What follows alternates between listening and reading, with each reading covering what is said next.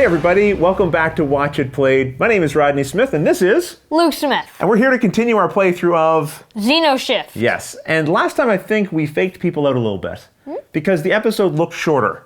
So people assumed that we were going to lose. But we didn't, did we? We hung in there and we just did a single round. And we're going to do just one round again. But if we survive this one, we're moving on to wave 3. Yeah. Which I hear gets easier. No, it doesn't. That's nonsense. It did not get easier. No, that's wishful thinking on my part. But we had some help from our viewers again, and the viewer that got the most votes was... Tarno the DJD. Exactly. So let's go to the table and see what Tarn wants us to do. The first thing we're going to do is use my Weapons Research Division ability to go into one of our discard piles and find a weapon. I'm the only one who has a weapon in their discard pile, and it's this Spark Jumper, so I'll take that. So I already had a medic in my lane. It's going to get pushed into the 3rd position, and we're going to place the Rod here, the heroic character that has a Spark Jumper attached to it. Then another Paratrooper and Spark Jumper is going to go 2nd in the lane, and at the back we'll place the Ranger. And in my lane, I'm going to start with a Stormtrooper and a rocket launcher. Right. And then next is a Paratrooper and a Spark Jumper. Now there's the extra Spark Jumper that we picked up from my discard pile. And then a Field Medic. Okay. And then a Ranger. All right, so both of our lanes are full, and they've got some pretty good troops with some equipment in them. One thing I'm missing a little bit here is some extra health. Some armor would have been handy. All right, the part we don't like, deploying the aliens. And I'm going to be going first in this round, so I'll be resolving my lane, and then Luke will be resolving his. Luke, best of luck. Hopefully I can survive long enough to give you a turn. Now you might remember we had a paratrooper who survived an entire round of enemies because we brought it in at the last possible moment when all of the enemies had basically been defeated. And then we could convert that into a heroic version, which is this ROD Ravage or Detonate unit. That is going to have to be heroic or die, or both, because it's in the front of the lane and it's facing a Butcher. So this Butcher does its damage to the first 2 troops in the lane, and there's nothing you can do to prevent that damage. And that really stinks because we have medics that could prevent that damage from happening normally. And I hate to see wounds going on this unit because it's got such great attack. It's got a total of 7. So at the very least, when they fight, the Butcher is going to die right away, but it left its scars on the units that remain in the lane. Next up, we have a Shifter. That's not great because Shifters like to be sneaky.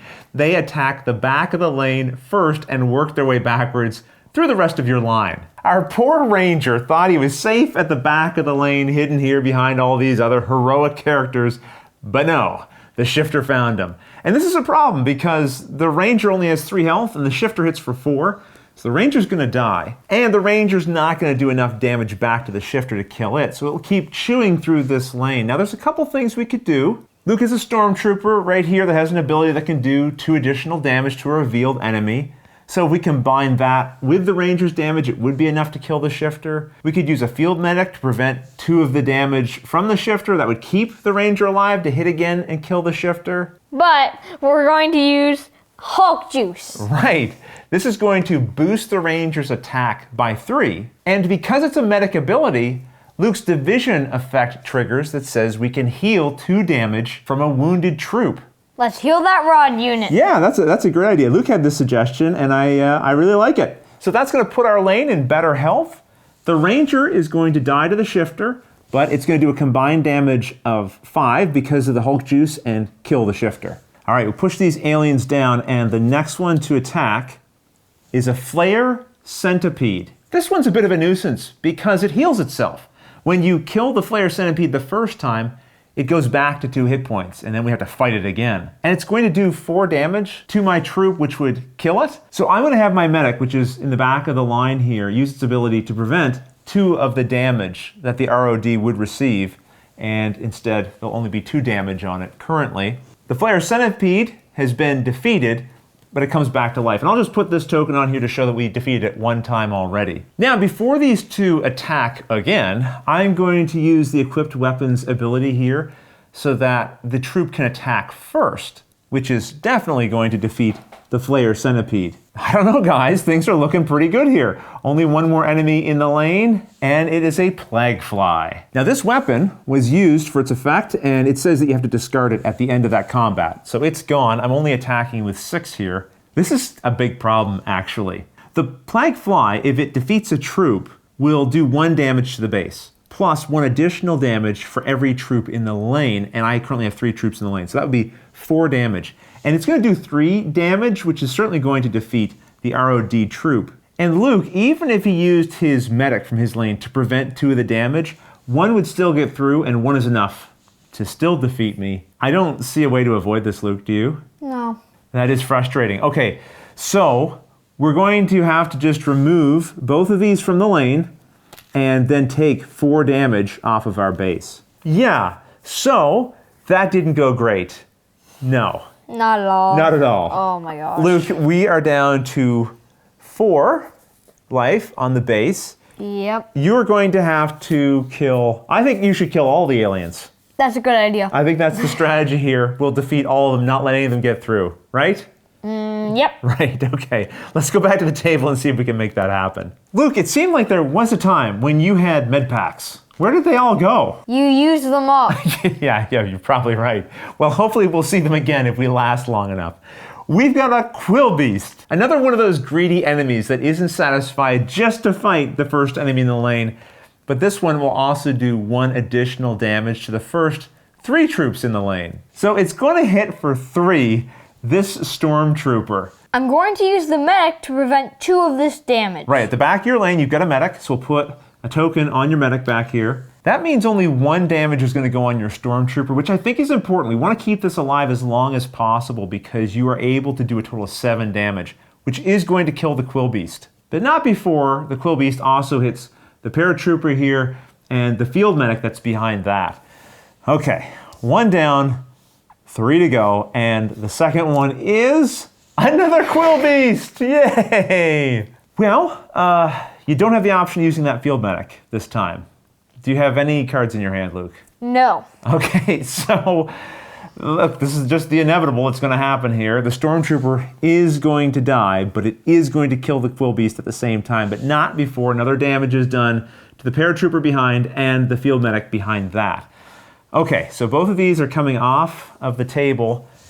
2 enemies left, and Luke, you still have 3 heroes in your lane, so we could still pull this off. The next enemy is a Panic Spider! This is terrible. Yeah, the reveal effect is that it does 2 damage to the first troop in line. Yeah, so that's going to kill the Paratrooper. There's nothing that you can do about that. And it's important to note, this gun equipped to the Paratrooper that would allow you to attack first, that's only when you're officially fighting each other. We're dealing with a reveal effect here, so that's going to happen, and firing first isn't going to stop that, which is very unfortunate. Technically, the Paratrooper should go to the back of the lane, but he's just going into a box and being sent home to Earth. So the Field Medic is going to march up and try to avenge his fallen brethren. Unfortunately, vengeance is not going to be something that Field Medic can dish out.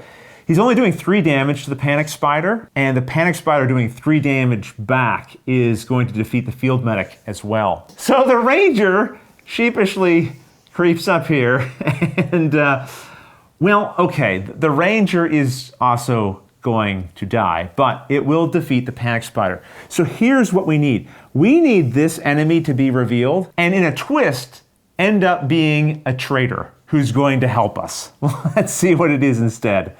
No, it's a Flayer Centipede. No, it does 4 damage, and that's 4 damage that's going to hit our base. Ugh. Well, it happened. It happened. All good things must come to an end, and this mining operation has definitely come to an end. It's been overrun. The base has been destroyed. Did you think that was going to happen? If you did, that was probably smart, given how things were going. I'm wondering if we should have saved that Hulk juice. Now, I think it was, we did it to try to stay alive long enough, but I still have 2 guys left in my lane. So I might have been able to handle a little more damage there. Yeah. Maybe if we'd saved it till we were in more desperation. But you know what? We probably would have lost that ROD troop that was in the front sooner, and that really helped us get through that line.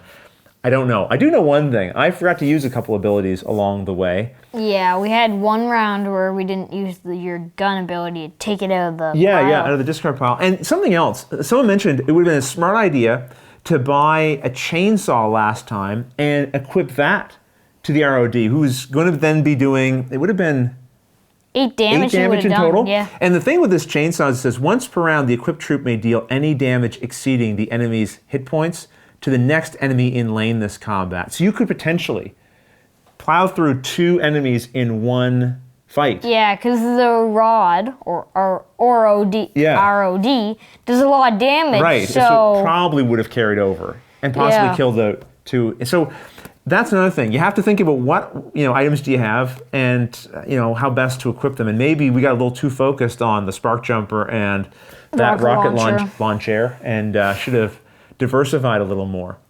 But anyway, hopefully you have a sense now of how Xenoshyft works and maybe how not to play. We promise we'll teach you how to play, not necessarily how to play well. And if you have any questions about anything you saw here, feel free to put them in the comments below. As we sign off, I will give you a close-up of these last 3 troops that we never had a chance to purchase, just so you can see their really crazy and awesome effects and start to imagine how you might be able to use them in your own games. But until the next episode, thanks for watching.